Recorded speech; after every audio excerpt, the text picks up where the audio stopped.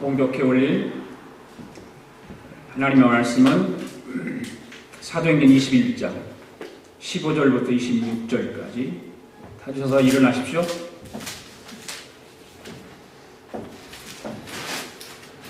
함께 이 시간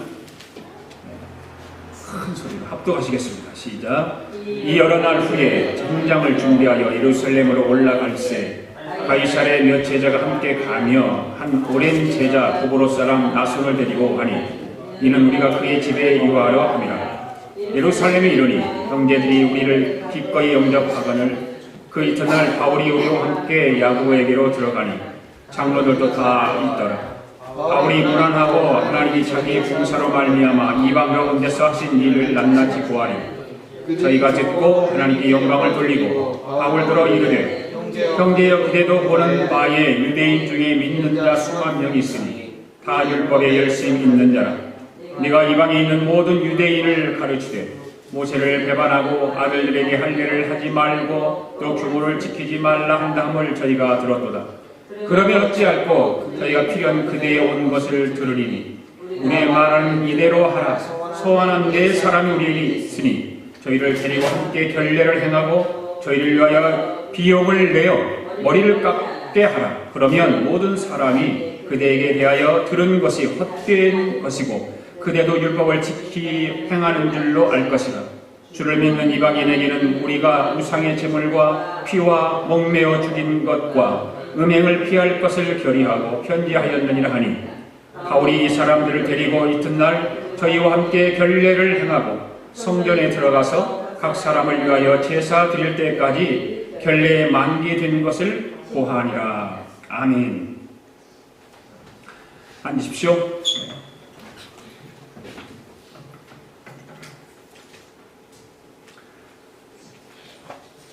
바울은 믿는 사람들을 두 가지로 구분을 하죠. 어떻게 바울이 믿는 사람들을 두 가지로 구분을 할까? 로마서 2장에 보면 할례에 대해서 바울이 얘기를 하는데 그 할례를 기준으로 해서 믿는 사람을 두 가지로 말을 합니다.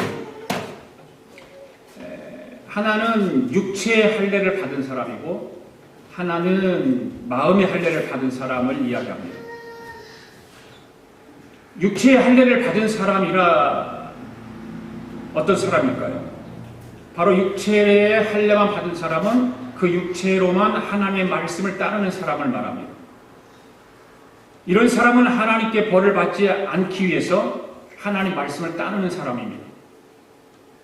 그리고 구원받고 상을 받기 위해서 하나님 말씀을 따르려고 합니다. 또한 하나님의 말씀을 잘 지켰을 때 그것을 자기 의로 여기고 자랑합니다. 이런 사람은 한마디로 말하면 자신을 위해서 하나님을 믿는 사람이라고 할 수 있습니다. 신앙생활하는데 자신을 위해서 신앙생활하고 교회 와서 헌신하고 봉사하는 것 자신을 위해서 봉사하고 헌신하는 사람을 말하죠. 이에 비해서 마음의 할례를 받은 사람은 마음을 다해서 하나님의 말씀을 따르려고 하는 사람을 말합니다. 이런 사람은 구원받은 것에 감사해서 하나님의 말씀을 따릅니다. 그리고 은혜에 보답하기 위해서 하나님의 말씀을 순종합니다. 또한 하나님의 말씀을 잘 지켰을 때 하나님의 은혜로 여기고 하나님께 영광을 돌립니다. 이런 사람을 한마디로 말하면 하나님을 위해서 하나님을 믿는 사람이라고 말할 수 있습니다.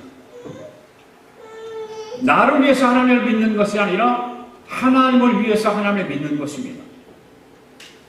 결국 두 종류의 그리스도인들이 있다는 것을 알 수 있죠. 즉 하나는 자신을 위해서 하나님을 믿는 사람이 있고 한 사람은 하나님을 위해서 하나님을 믿는 사람이 있습니다. 여러분들은 하나님을 믿는데 여러분 자신을 위해서 하나님을 믿습니까? 하나님을 위해서 하나님을 믿습니까? 한번 여러분들 자신을 한번 돌아보시고 생각해 보시기 바랍니다. 나는 과연 교회를 다니고 예수를 믿는데 하나님을 섬기는데 나를 위해서 하나님을 섬기고 오늘도 예배를 드리는가? 아니면 하나님의 영광을 위해서 하나님을 위해서 신앙생활하고 예배드리고 있는가? 깊은 고민을 한 번쯤 해봐야 될 줄로 압니다. 그런데 종교개혁자 마틴 루터는 대부분의 그리스도인들이 자신을 위해서 하나님을 믿는 상태에 머물러 있다라고 보았습니다.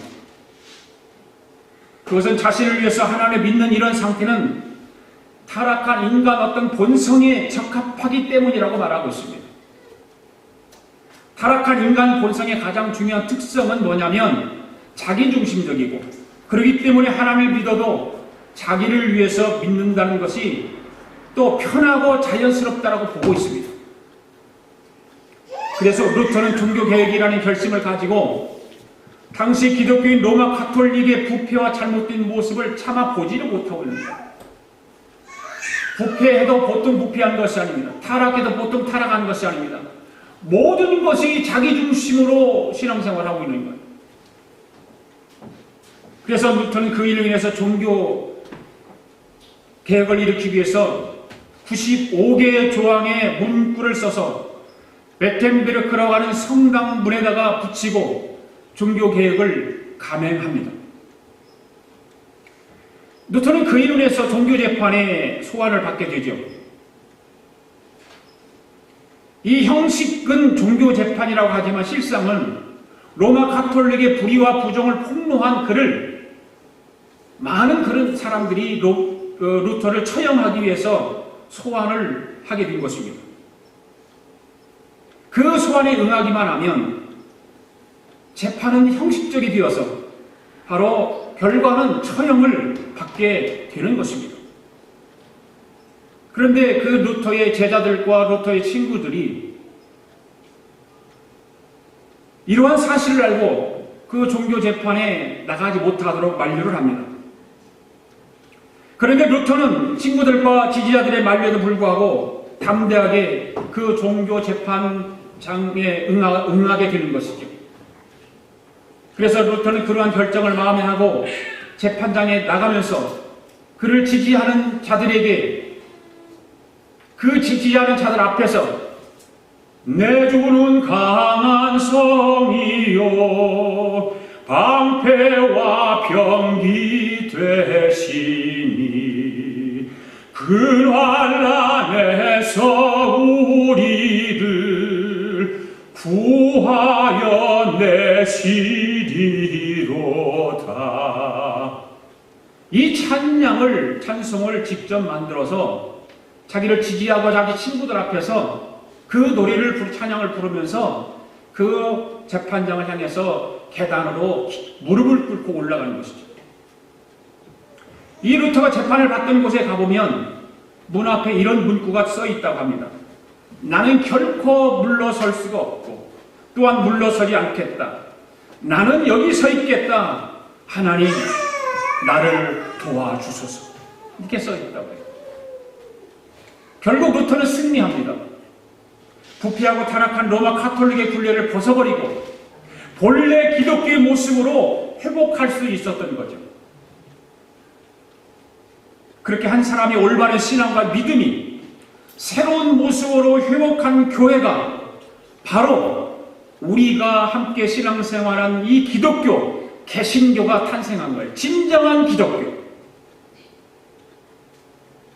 루터는 그래서 우리 개신교의 위대한 하나님의 사람입니다. 그런데 루터보다 더 위대한 하나님의 사람이 있습니다. 우리가 주일마다 공부하고 있는 바로 사도 바울입니다. 루터는 황제의 소환 명령을 받고 결박에 기다리는 종교재판 자리에 나갔지만 사도 바울은 누구의 소환 명령을 받지 않았습니다. 그렇기 때문에 가지 않으면 아무런 결박도 아무런 재판도 받을 필요가 없는 거예요. 가지 않으면 이 바울 자신의 신변이 안전할 수 있고 그냥 편할 수 있는 것입니다. 그럼에도 불구하고 사도 바울은 이렇게 고백을 합니다. 나의 달려갈 길과 주 예수께 받은 사명 곧 하나님의 은혜의 복음을 증거하는 일을 마치려 하면은 나의 생명을 조금도 귀한 것으로 여기지 않겠다고 하면서 결론적으로 말하면 로마 법정에 서게 되는 것이죠. 이런 결심을 하고 사도 바울은 형제들과 함께 담대하게 그 결박과 큰 환란이 기다리고 있는 그 예루살렘으로 그래서 올라가게 되는 것입니다. 그것이 오늘 본문의 시작이에요. 오늘은 증인들의 이야기 71번째 이야기입니다. 예루살렘에 도착한 사도 바울에 대해서 말씀을 강의하도록 하겠습니다. 오늘도 성령 하나님의 음성을 들을 수 있도록 하기 위해서 마음을 집중하시고 경청하실 수 있기를 바랍니다. 여러분, 바울이 예루살렘에 도착해서 제일 먼저 한 일이 무엇이었을까요? 첫째로 예루살렘 교회를 찾아가서 선교복을 하죠. 자, 15절 16절 말씀 같이 읽습니다. 시작. 이 여러 날 후에 여장을 꾸려 예루살렘으로 올라갈새 가이사랴에 몇 자리가 함께 가며 오랜 제자 구브로 사람 나손을 데리고 가니 이는 우리가 그의 집에 머물러려 함이라. 자, 바울이 3차 선교 여행을 마치고 예루살렘으로 귀환할 때에 먼저 두로에 잠시 들렸을 때 그곳 제자들은 바울에게 예루살렘으로 위험하니까 들어가지 말라고 했습니다. 자, 우리가 한번 바울의 3차 전도 여행을 한번 간격을 지도를 한번 보겠습니다. 지도를 한번 보십시오.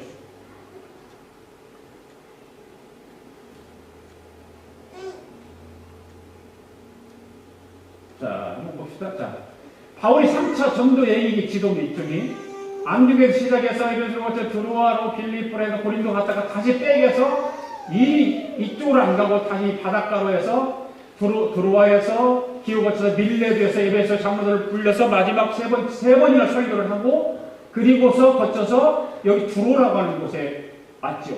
두로에서 가이사랴를 거쳐서 여기 예루살렘을 가는 것입니다. 여기가 예루살렘이에요.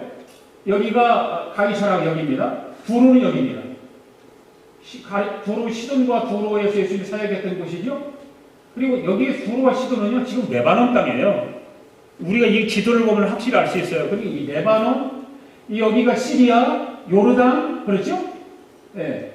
이 아무건 여기가 다 이 압복강 여기 있고요. 이게 제가 이스라엘 갔을 때 성지 순례를 했던 이 전체 지도입니다. 예. 그래서 이 가이사랴에서 지금 바울이 여기서 모여서 여기서 예루살렘을 갑니다. 예루살렘으로 여기서 이쪽으로 갑니다. 가이사랴는 어떤 곳일까? 한번 넘겨보세요. 여기 잘 안 보이죠? 이게 가이사랴에 갔던 사진인데요. 또 한번 넘겨보세요. 예, 여기 가이사랴 전체 항구, 여기가 항구죠. 여기 지중해거든요. 여기는요. 지금 지중해입니다. 또 한번 넘겨보세요. 여기 이곳이 이게 경기장이에요. 경기장. 이 가이사랴에도 이 이스라엘 그 중동 지역에는 작은 성들이 너무 많거든요. 성경 읽어보면 무슨 왕 계속 왕의 이름이 나오잖아요. 그 왕국에 다 성을 쌓고 이렇게 경기장을 만들어 놓고 타락한 왕들은 무지무지하게 타락한 짓을 했어요. 이 성을 쌓고 경기를 하고 자기는 여기서 술 먹으면서 여자들 데리고 놀고 시석거리고 놀고 경기하게 만들고 이런 경기장들이 상당히 많습니다. 그 다음에 한번 넘겨보세요. 이게 일단 전체 가이사랴의 전체 지역 지도입니다. 자, 이런 우리가 두로에서 잠시 들렸을 때 그곳 제자들이 바울에게 말합니다. 예루살렘에 가지 말아라. 그러니까 사도 바울은 그 만류를 뿌리치고 예루살렘으로 가다가 잠시 그 가이사랴라고 하는 곳에 들려요. 가이사랴라고 곳에. 그곳에 며칠 있었는데 그 가이사랴에서 누구를 만나죠? 유대로부터 내려온 아가보라고 하는 유명한 선지자를 만나지 않습니까? 그래서 이 아가보 선지자가 자기의 띠를 풀러가지고 허리띠를 풀러가지고 그걸 모션을 하고 어떻게 예루살렘에 가면 결박당할 것이라고 하는 것을 손수 보여주는 거예요. 그 예언을 듣고 모든 제자들이 바울에게 예루살렘을 들어가지 말라고 이야기하는 것입니다. 그때 바울이 말합니다. 너희가 어째서 울어서 내 마음을 상하게 하느냐? 나는 주님을 위해서 결박받을 뿐만 아니라 죽을 것도 각오했다라고 하면서 가이사랴에 있는 제자들이 말리는 것을 뒤로하고 사도 바울은 고난이 예상되는 예루살렘으로 가는 것입니다. 아까 지도를 봤지만 가이사라에서 예루살렘까지는 100km 정도 됩니다. 마일로 따지보니까 62마일 약간 넘어요. 62마일. 그럼 62마일 정도 되면 차로 가면 1시간 정도 드라이브 할 수 있어요. 그런데 그 당시에는 교통수단이 발달되지 않았던 때라 꽤 먼 거리입니다. 네. 그리고 바울의 생각 속에는 예루살렘으로 올라가기는 가는데 자기를 맞아줄 사람이 없어요. 또 머무를 수 있는 곳도 마땅한 곳이 없습니다. 그런데다가 혼자 몸이 아닙니다. 그동안 함께했던 일행들이 그리고 가이사라에서 함께 합류했던 사람들이 있습니다. 그 많은 사람들이 한 곳에 머물기 위해서는 넓은 집도 필요하고 먹을 것도 필요하고 그렇습니다. 그런데 그 1인 중에 오늘 본문을 보니까 누가 나오죠? 나손이라고 하는 사람이 나오죠. 이 나손이라고 하는 사람이 함께 가게 됩니다. 이 나손은 어디 사람? 구브로 사람. 성경에 보니까 구브로 사람. 아까 본문으로 다시 넘겨주세요. 본문으로 넘겨주시면 이 나손이라고 하는 사람은 구브로 사람이에요. 이 구브로 사람 나손은 바울과 오랫동안 교제하며 지냈던 사람입니다. 그런데 이 나손이라고 하는 사람은 재력가입니다. 돈이 좀 있었어요. 지금 예루살렘으로 올라가는데 사도 바울에게는 이 구브로 사람 나손이 함께하는 것은 참으로 감사한 일이었어요. 그리고 바울에게 있어서는 정말 다양한 일이었습니다. 그래서 가는 도중에 구브로 사람 나손의 집에 잠깐 들려서 머물게 됩니다. 거기서 쉬지요. 네. 예루살렘에 가면 어떤 일이 벌어질지도 모르는 그런 상황에서 이 나손의 집에 잠시 머물 수 있다는 것은 바울에게 있어서는 좀 쉼을 얻고 또 함께 기도할 수 있고 그래서 참 감사한 일이었습니다. 이런 헌신은 나손에게도 감사하는 일이죠. 나손에게 있어서도 여러분 하나님을 위해서 헌신하고 또 하나님을 위해서 자기 희생하고 이런 것들 받는 사람도 복되는 일이지만 헌신하고 자기 것을 베풀고 자기 집안을 오픈하고 그 사람도 복을 받는 거예요. 할렐루야. 예. 자기 집을 개방하고 사도를 위해서 참 사용한다고 하는 것, 또 음식을 대접한다고 하는 것 아무나 할 수 있는 것은 아니에요. 대부분의 사람들이 좀 꺼리게 하고 좀 부담스러워하고 그렇죠. 바로 그 주님을 사랑할 줄 아는 사람만 할 수 있는 일들입니다. 주님께 감사할 줄 아는 사람만 할 수 있는 것입니다. 아멘. 자, 17절, 19절 말씀 또 읽어봅시다. 17절, 19절 말씀 넘겨보세요. 있습니다. 시작. 예루살렘에 이르니 형제들이 우리를 기꺼이 영접하거늘 그 전날 바울이 우리와 함께 야고보에게 들어가니 장로들도 다 있더라. 바울이 무난하고 하나님이 자기 사역으로 말미암아 이방 가운데서 하신 일을 낱낱이 말하니 드디어 예루살렘에 도착했습니다. 자, 그러자 형제들이 기쁘게 바울을 맞이해줘. 영접해요. 예루살렘에 도착한 다음날 바울이는 제일 먼저 누구를 만나냐면 그 당시 예루살렘의 감독으로 있던 야고보에게 갑니다. 야고보. 야고보는 누구일까요? 여기에 나오는 야고보는 누구일까요? 예수님의 동생입니다. 야고보가 성경에 보면 한 5명쯤 나와요. 5명쯤 나오는데 지금 여기에서 나오는 야고보는 예수님의 동생이에요. 그곳에는 예루살렘 교회 장로들도 있어요. 당시 예수님의 동생 야고보는 예루살렘 교회 감독 목사로 있으면서 교회를 잘 이끌고 일반 사람들로부터 참 존경을 받는 사람입니다. 그런데 예루살렘 교회의 감독 목사가 되기 전까지는 야고보가 예수님을 안 믿었어요.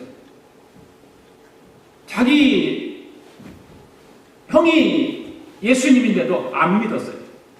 자기 동생인 그 예수님의 형님이 형이에요. 예수님, 야고보가, 그죠? 예. 예수님 동생. 그 형인 예수님이, 예수님을 안 믿었어요. 구세주로 안 믿었다 그 말입니다. 율법은 자기들이 다 율법주의자들이니까 율법을 생각했겠죠. 예수님 안 믿었어요. 오히려 자기 동생 예수님 때문에, 자기 형 예수님 때문에 자기 집안이 유대인들에게 표적이 되었어요. 네, 표적이 되었어요. 그래서 그러한 일로 경계의 대상이 되는데 그 경계의 대상이 되는 것에 대해서 아주 못마땅하게 생각했단 말입니다. 그런데 예수님께서 십자가에 죽으셨다가 부활하시지 않습니까? 그 부활하셨을 때 그때 자기 그 동생 예수님, 그 형 예수님이 참 하나님의 아들이심을 구세해 주신 것을 믿게 돼. 그때 부활했을 때에 그 이후에 신앙생활, 예수님을 믿음으로 인해서 신앙생활을 잘 통해서 성령의 역사를 경험하고 성령 충만을 받으면서 예루살렘 교회의 기둥 같은 목회자가 되는 것입니다. 감독자가 되는 것입니다. 오늘 여러분들의 주위에 많은 그리스도인들을 모르고 방황하는 사람들을 위해서 인내하고 기도하면 언젠가 주님의 때에 주님의 사랑으로 변화되어 여러분의 좋은 동역자가 될 줄로 믿습니다. 낙심하지 말고 여러분 주위에 있는 사람들, 여러분의 어떤 그 아는 사람들, 이 형 친구들 끊임없이 기도하고 끊임없이 문을 두들리고 그래서 언젠가 하나님의 때가 되면 그들을 하나님께서 인도해 주셔서 예수님을 믿게 해주시는 것입니다. 그래서 결국에는 여러분의 동역자가 될 거예요. 사도 바울은 예루살렘에 도착해서 선교복음을 합니다. 어떻게 시작하고 있습니까? 하나님이 자기의 봉사로 말미암아 이방 가운데서 낱낱이 고하니 이렇게 말하죠. 그 선교복음을 하기 시작합니다. 예루살렘 교회에 모든 사람들을 불러놓고 그동안 이방인들 가운데 다니면서 복음을 전파하고 굉장한 역사 행한 것이 누구가 한 일이라고 하고 지금 있어요? 하나님이 참 이렇게 하기가 힘들죠. 목회자들도 뭐 큰 일을 하면 제가 이렇게 했다고 하잖아요. 바로 하나님이 하셨다. 하나님이 하신 일이다. 이렇게 바울은 지금 예루살렘에 도착해서 이런 선교복을 하고 있습니다. 바울 자신이 한 역할은 무엇이라고 말하고 있습니까? 하나님이 하시는 일에 자기는 단지 그냥 봉사만 했을 뿐이다. 나는 하나님이 하라는 데 시키는 대로 했을 뿐이다. 바로 사도 바울의 위대함이 바로 여기 있는 것입니다. 오늘 여러분들 중에도 하나님의 일을 하면서 내가 했다라고 말하면서 자랑하는 사람은 아무도 없겠지만 하나님의 일을 하면서 자기를 자랑하는 사람들이 있다는 사실입니다. 자기를 드러내려고 하고 자기를 인정해주지 않으면 토라지고 사람들이 또 지도자들이 인정해주기를 바라. 그런 사람들이 있죠. 오늘 저와 여러분들이 하나님을 위해서 하는 모든 봉사와 헌신과 충성은 하나님이 일하시는 것인 줄로 믿습니다. 우리는 단지 하나님께 쓰임받는 종들이에요. 하나님께 쓰임받는 일꾼들이에요. 우리 모두는 하나님 앞에 그런 일꾼들이 될 수 있기를 바랍니다. 두 번째, 선교복음을 하면서 유대인들이 자기에 대해서 오해하고 있다는 사실을 알게 돼요. 선교복음을 하는데 그 유대의 사람들이 바울을 오해합니다. 20절, 21절에 있습니다. 시작. 그들이 듣고 하나님께 영광을 돌리고 바울더러 이르되 형제여 그대도 보는 바에 유대인 중에 믿는 자 수만 명이 있으니 다 율법의 열성을 가진 자라. 네가 이방인은 있는 모든 유대인을 가르치되 모세를 배반하고 아들들에게 할례를 행하지 말고 또 관습을 지키지 말라 한다 함을 그들이 들었도다. 아멘. 사도 바울의 선교복음을 다 들은 저희들은 하나님께 영광을 돌렸어요. 네. 그런데 영광을 돌렸지만 바로 그 다음 순간에 수심이 가득 차기 시작해요. 영광은 잠깐이었어요.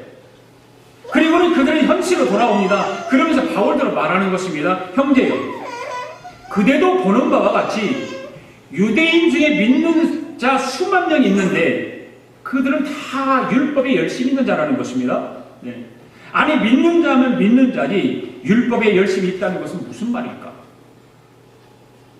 수명 명이 믿었는데 또 율법에 열심히 있는 자라는 거예요. 이 말은 예수를 믿기는 믿어요. 예수를 믿기는 믿는데 모세의 율법도 열심히 있었다 그 말이에요. 여러분 그렇게 믿는 것이 좋은 신앙일까요? 좋지 않은 신앙일까요? 예수는 믿어요. 그런데 모세 율법도 열심히 있어요. 그게 좋은 신앙일까요? 안 좋지 않은 신앙일까요?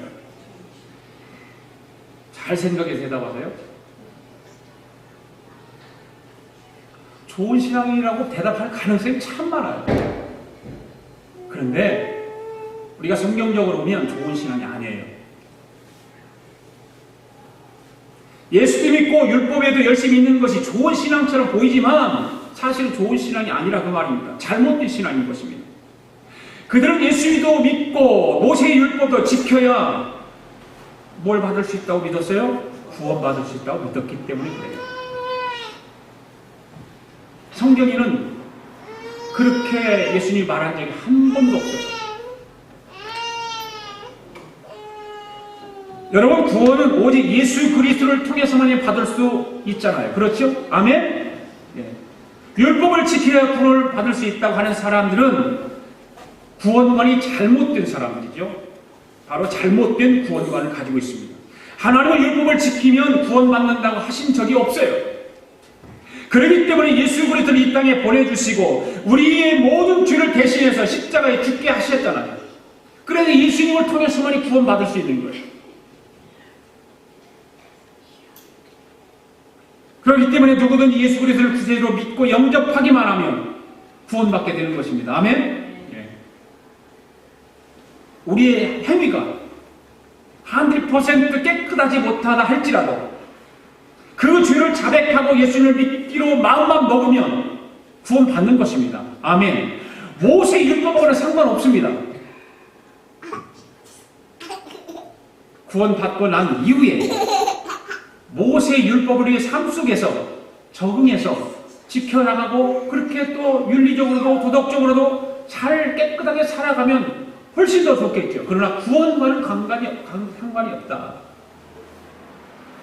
지금 예수님도 믿고 율법에도 열심히 있는 유대인들이 사도 바울에 대해서 어떤 생각을 가지고 있습니까?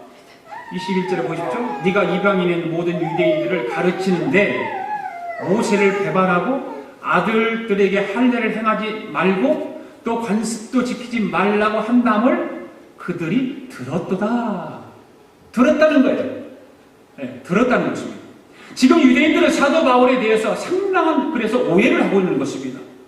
들은 것 때문에. 어떤 오해요? 사도 바울이 모세 율법을 무시해왔다는 것입니다.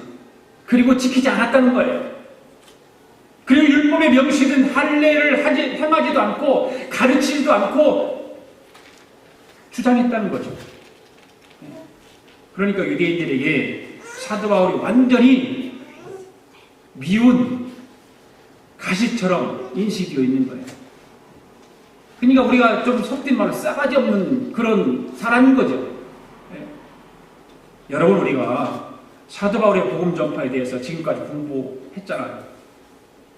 그런데 사도 바울이 한 번이라도 모세의 율법이 잘못되었다거나 모세를 욕하고 할례에 대해서 잘못되었으니 받지 말라고 주장한 적이 있냐 그 말이에요. 우리가 사도행전을 지금 공부해오면서 한 번도 없었어요. 사도 바울이 복음을 전파하면서 한 말은 이런 거잖아요. 구원을 받는데 율법을 지켜서 받는 것이 아니라 예수 그리스도를 믿어야만 구원을 받을 수 있다라고 가르치고 전하고 전파한 밖에 없잖아요. 그리고 육체의 할례를 받아도 마음의 할례를 받지 않으면 소용이 없다고 하면서 마음의 할례를 받고 변화되어야 한다고 주장하고 가르치는 거 아니에요. 아까 초두에서 두 사람의 그리스도인들을 말하고 있는데 육체의 할례를 받은 사람과 마음의 할례를 받은 사람 얘기했지 않습니까? 우리는 육체의 할례를 통해서는 아무것도 할 수 없는 거예요. 마음의 할례를 받아야 진정한 변화가 일어났고 그 마음의 할례를 통해서 우리는 그리스도인으로서 거듭날 수 있는 거죠. 그럼에도 유대인들은 사도 바울을 미워합니다. 그 미워한 까닭이 뭡니까? 율법이라고 하는 안경을 쓰고 있는 거죠. 율법이라고 하는 안경. 여러분들이 파란 안경을 쓰면 세상이 뭘로 보여요? 무슨 색깔로 보여요? 파랗게 보여요. 빨간 안경을 쓰면 세상이 빨갛게 보여요. 검정 안경을 쓰면 세상이 검정게 보여버리는 거예요.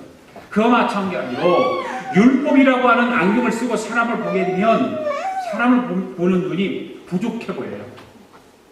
나보다 못나 보이고, 그리고 문제가 있어 보이고, 율법이라고 하는 안경을 쓰고 오면 사람들을 판단하게 되고 정죄하게 되고 그렇다고 말해요.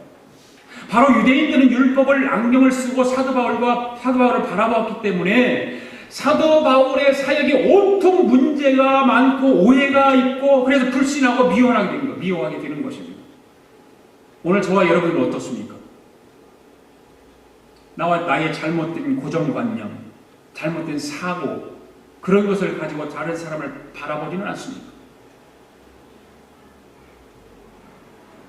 다른 사람을 오해하고 불신하고 미워하고 있지는 않습니까? 내 마음에 그러한 마음이 있다면 빨리 그러한 고정관념을 벗어버리기를 바랍니다. 떨쳐버리시기를 바랍니다. 예. 여러분의 신앙으로, 여러분의 믿음으로, 예수 그리스도의 이름으로 떨쳐버리기를 바랍니다. 그리고 남을 생각하고 남을 세워주고 사는 삶이 사람을 아름답게 만든다는 사실을 기억하실 수 있기를 바랍니다. 예. 더 나아가서 남의 영혼을 생각하고 사는 삶이 성도를 아름답게 만드는 사실도 기억할 수 있기를 바랍니다. 남의 영혼을 생각하는 것이 성도를 아름다운 삶이에요. 다른 사람의 영혼을 불쌍히 여기는 마음이 여러분 자신이 행복해지는 거예요. 오늘 우리 아가페 공동체 여러분들은 나를 통해서 남에게 복이 흘러가는 공동체가 되기 위해서 힘을 다할 수 있기를 바랍니다. 나 때문에 여러분이 다니는 회사가 잘 되고 여러분의 직장이 번성하고 여러분의 주위에 있는 사람들이 복을 받고 그렇게 되기를 바랍니다. 그게 진정한 행복이에요. 그리고 마지막 세 번째로 오해를 하는 유대인들에게 바울이 그 오해를 불식시키기 위해서 힘을 다하는 모습을 우리는 볼 수 있죠. 22절 24절 읽습니다. 시작. 그러면 어찌할꼬 그들이 필연 그대가 온 것을 들으리니 우리가 말하는 이대로 하라. 소홀한 네 사람이 우리에게 있으니 그들을 데리고 함께 결례를 행하고 그들을 위하여 비용을 내어 머리를 깎게 하라. 그러면 모든 사람이 그대에 대하여 들은 것이 사실이 아니고 그대도 율법을 지켜 행하는 줄로 알 것이니라. 아멘.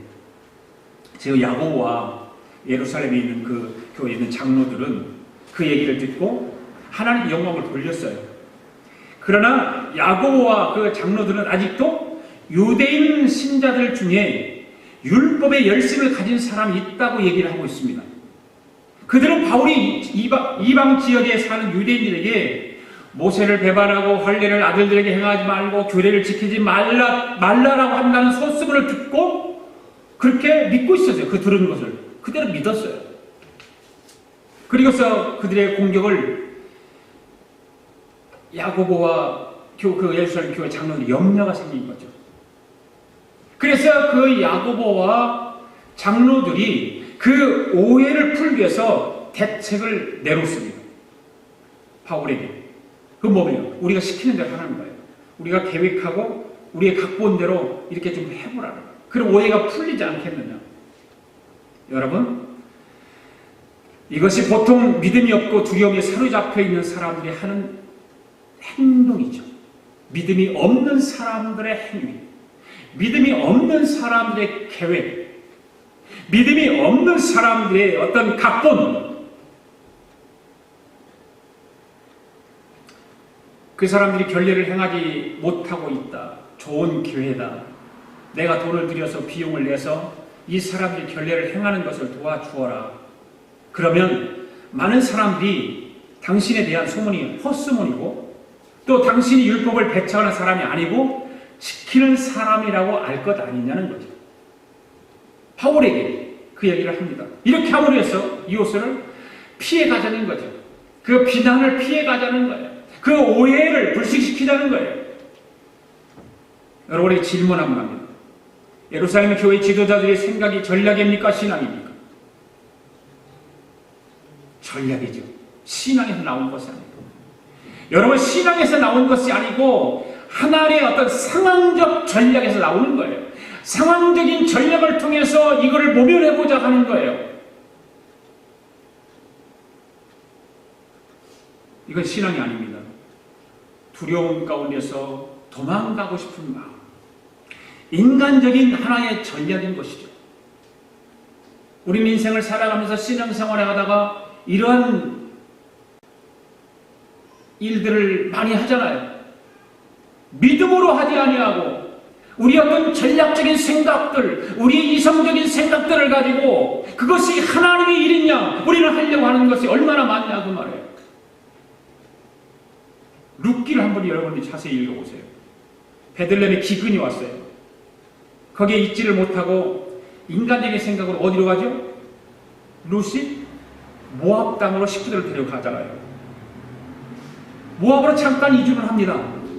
그 결과가 어떻게 됩니까? 남편도 죽고 자식들도 다 죽어버려요. 그러니까 시어머니와 두 며느리만 남잖아요.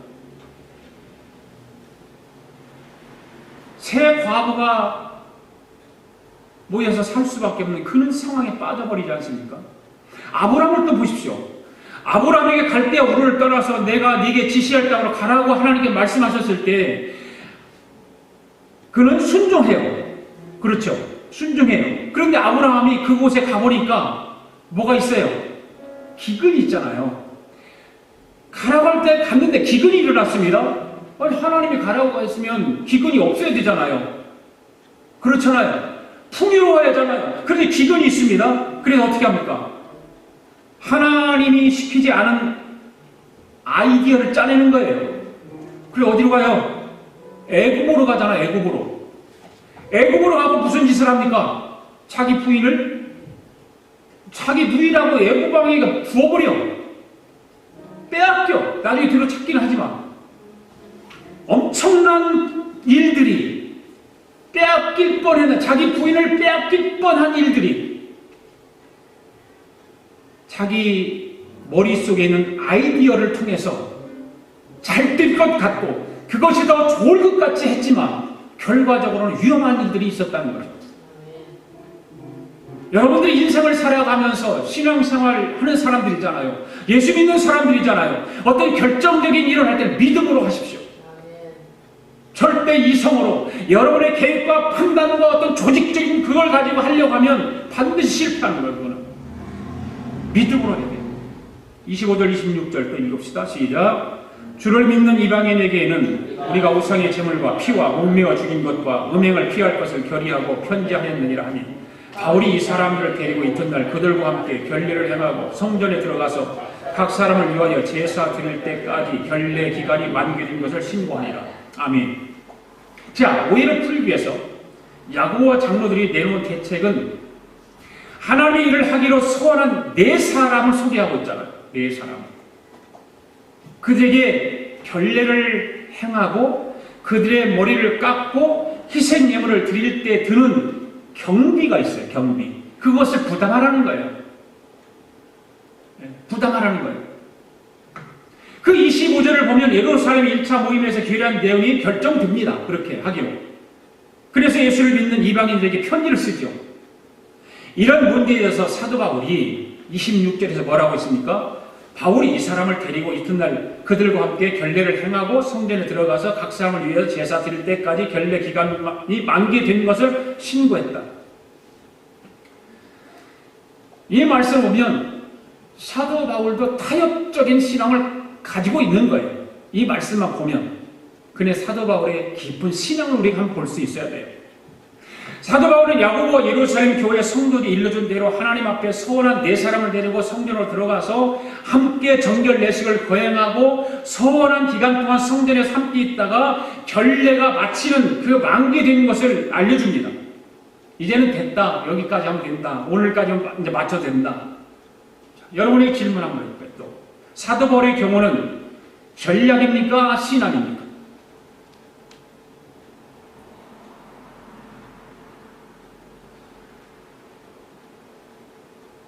사도 바울이 지금까지 공부해온 것을 들어보면 이거 전략인지 신앙인지 알 수 있어요. 사도 바울이 예루살렘에 오기까지 어떤 무슨 왕이 명령을 내려서 너 예루살렘까지 와라 한 것도 아니에요. 여러분, 사도 바울의 이 모습은 전략이 아니라 신앙입니다. 신앙. 왜 그럴까? 잘 들어보세요. 사도 바울은 예루살렘에 오기 전까지의 각오가 뭐였어요? 각오. 죽음을 각오하고 왔지 않습니까? 죽음을 각오하고. 예루살렘에 들어와서 어떤 좋은 일이 일어나기를 기대하지 않았지 않습니까? 예루살렘에 들어오면 환난과 결박이 기다리고 있을 것을 누구보다도 잘 알고 있는 사도 바울입니다. 체포될 것도 알았습니다. 여러분, 이런 사태가 일어날 것이 두려워서 사도 바울이 이런 행동을 했을까요? 이런 짓을 했을까요? 그렇지 않죠. 그런 것이 두려워서 그런 것을 모면하기 위해서 사도 바울은 절대 그러지 않았다는 거예요.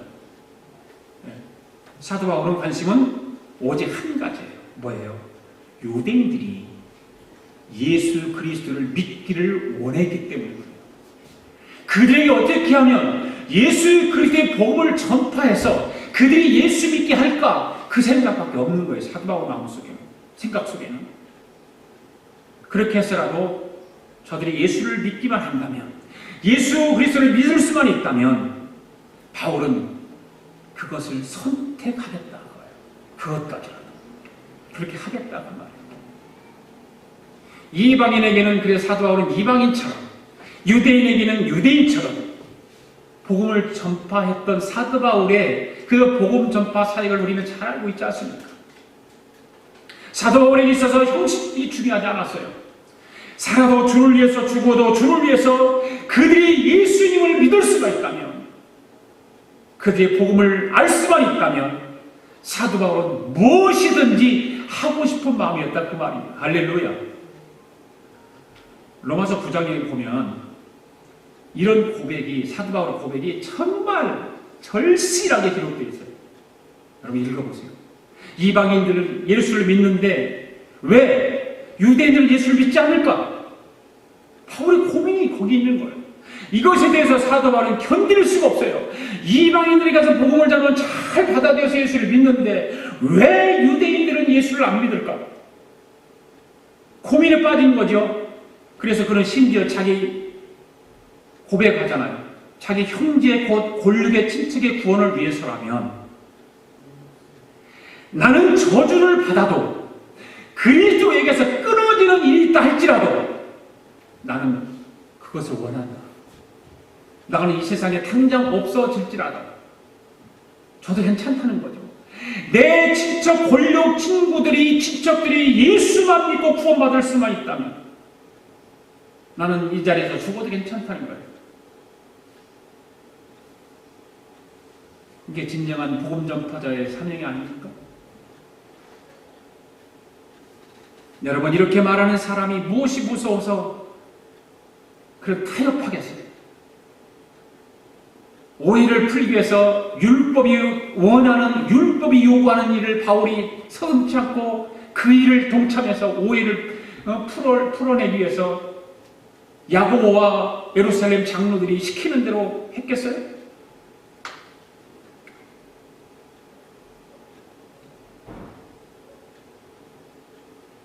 바울의 관심은 한 영혼이라도, 한 사람이라도 구원할 수 있다면 나는 머리도 깎겠고 별별 짓을 다 해도 괜찮다, 그렇게 생각하는 것입니다. 어떤 음식도 다 먹을 수 있고 또 어떤 음식도 다 안 먹을 수 있다. 우리는 정말 여기서 예수 그리스도의 복음에 사로잡혀 있는 사도 바울을 만나게 됩니다. 할렐루야. 예. 그러나 우리는 어떠냐고 말이에요. 과연 우리는 복음에 사로잡혀 있는가? 한 주간 동안 살아가면서 복음에 잠시라도 눈을 돌리고 복음을 생각하고 있는가? 복음 전파에 대해서 한 번이라도 생각하고 살아가는가? 하나님을 위해서 나는 신앙생활을 하고 있는가? 우리는 우리 삶을 너무 중요하게 생각합니다. 우리 가정을 너무 중요하게 생각합니다. 내 자녀들을 너무 중요하게 생각합니다. 내 직장을 너무 중요하게 생각합니다. 그런데 교회는 중요하게 생각하지 않습니다. 열심을 내지 않습니다.